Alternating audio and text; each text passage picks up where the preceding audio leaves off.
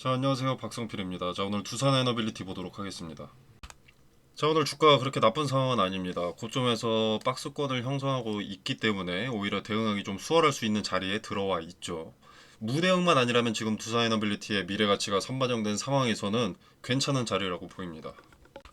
자, 근데 여러분들이 좀 대응을 해야 할 시점이 다가오고 있다라는 것을 인지했으면 좋겠습니다. 영원히 오르는 주가는 없습니다. 주가가 올라가면 리스크도 함께 올라가기 때문에 크게 봤을 때 상승과 하락 두 가지 경우의 수에 대한 대비를 미리 해둬야 됩니다. 자, 조선의 14대 국왕 선조는 임진왜란을 겪은 왕입니다.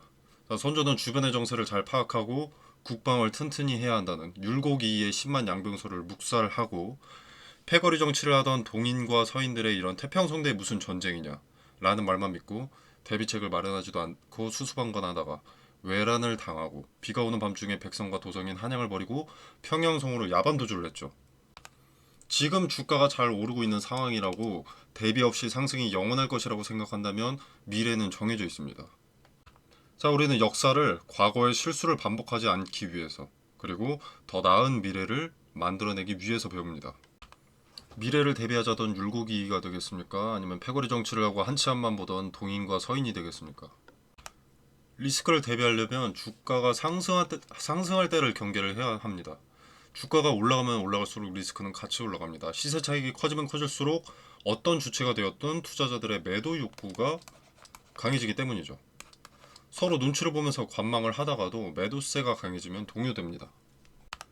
자, 대부분의 개인 투자자들은 어떤 시점이 되면 이런 시점 여기서 떨어지기 시작하면 요때 팔겠다 라는 얘기를 하죠.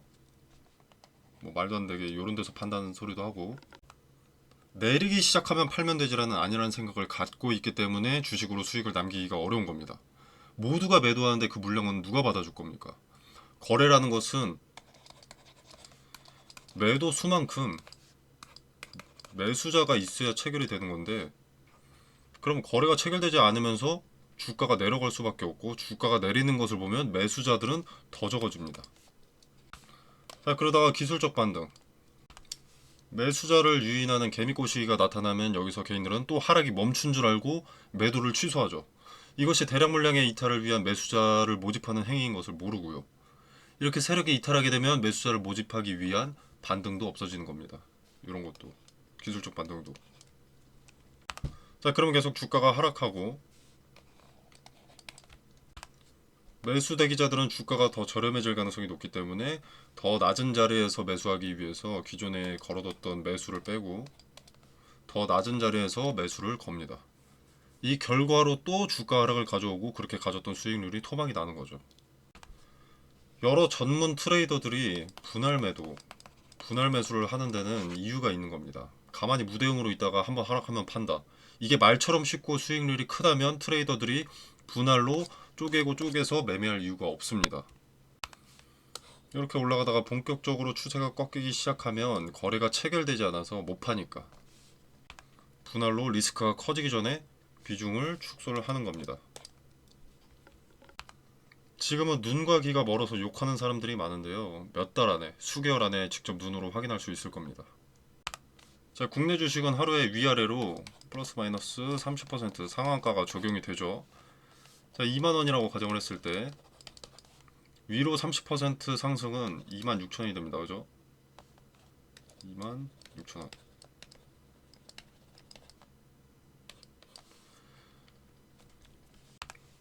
자, 6,000원 상승입니다. 자, 근데 만약에 6만원에서 30% 하락한다. 그러면 얼마가 되느냐? 42,000원. 약 마이너스 18,000원입니다. 자, 그렇게까지 되진 않겠지만 하락만 한다고 하면 두세 달에 걸쳐 올라온 주가가 며칠 만에 원래 자리를 되찾게 된다는 겁니다.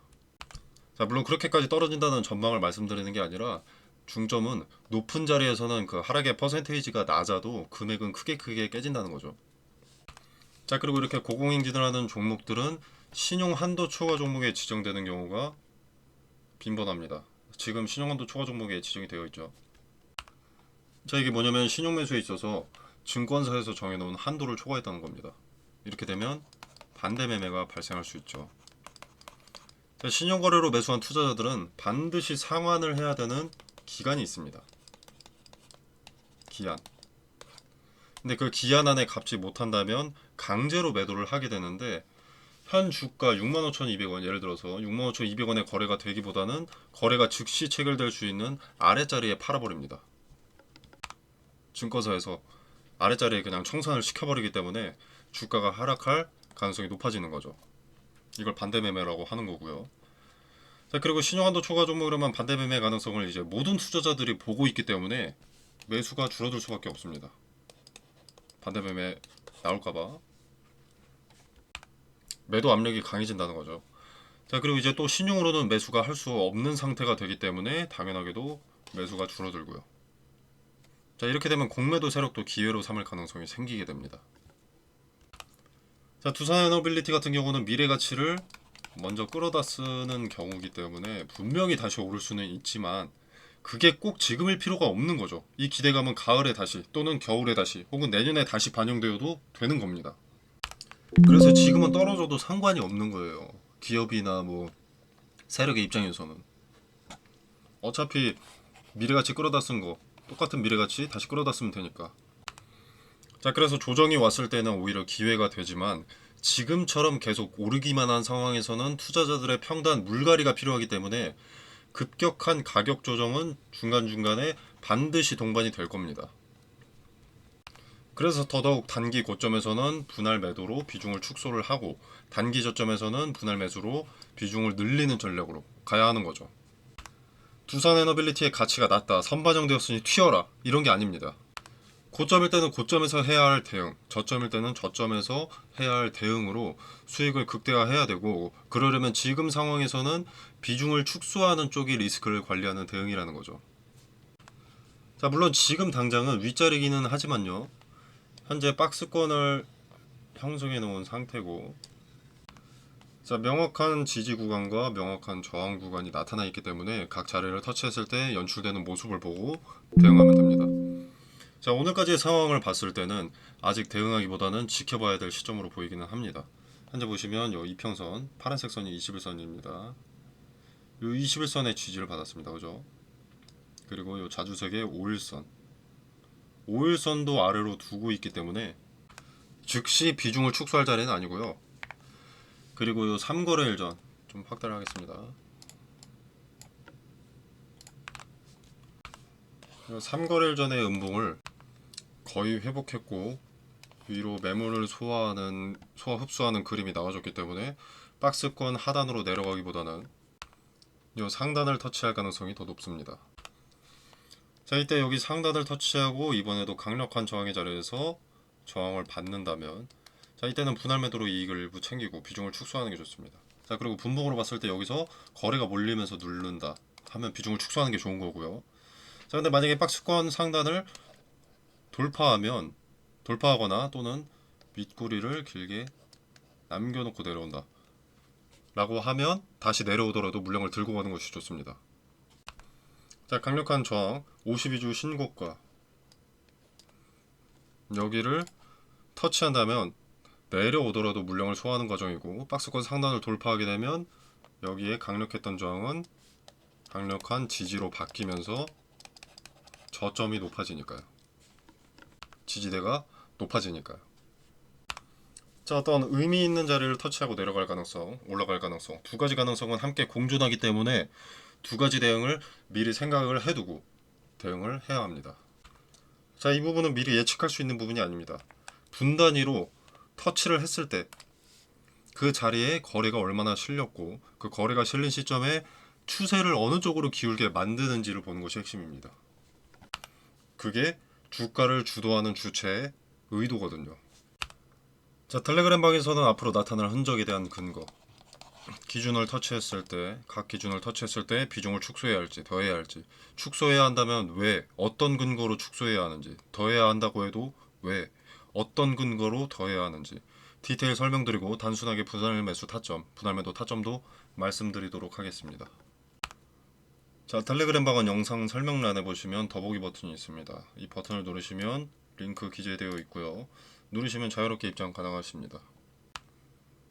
자, 이 공간 안에서 제공되는 정보는 일체 금전을, 돈을 요구하지 않습니다. 투자의 기준과 근거들을 설명드리고요. 그리고 이제 개별 종목 대응 이외에도 추천 종목 드립니다. 뭘 사야 될지 모르겠다면 추천 종목도 한번 참고해 보셔도 좋을 것 같고요. 자, 그리고 검색기 같은 거 인터넷에 종류가 너무 많은데 여러분들이 그래서 뭘 적용하셔야 내 투자에 도움이 될지 많이들 헷갈리시는데 제가 좀 쓸모 있는 것들만 추려서 알려드리겠습니다. 당연히 만능은 아니고요. 쓸데없는 방대한 정보들을 제외하고 봐야 될 것만 집중할 수 있도록 추려놓은 검색기입니다. 자, 그리고 종목 추천 같은 경우에는 시가 매매 위주로 좀 추천을 드리고 있습니다. 자, 그래서 이 종목 찾고 계시는 분들 한번 확인해 보시면 되겠고, 뭐 수익률 말도 안 되게 50%, 100%, 200%, 300% 이런 거 아닙니다. 하루에 뭐 3에서 5%, 뭐 잘나면 10% 이런 거고, 당연히 매번 수익 종목인 것도 아닙니다. 리스크 적은 종목으로 매매 연습하시면서 소소하게 용돈 챙기는 목적이 더 크고요. 물론 당연히 무료 추천 주니까 부담 없이 지켜만 보셔도 상관이 없습니다. 자, 여러분의 투자에 하나라도 도움이 되기를 바라면서 마무리하겠습니다. 감사합니다.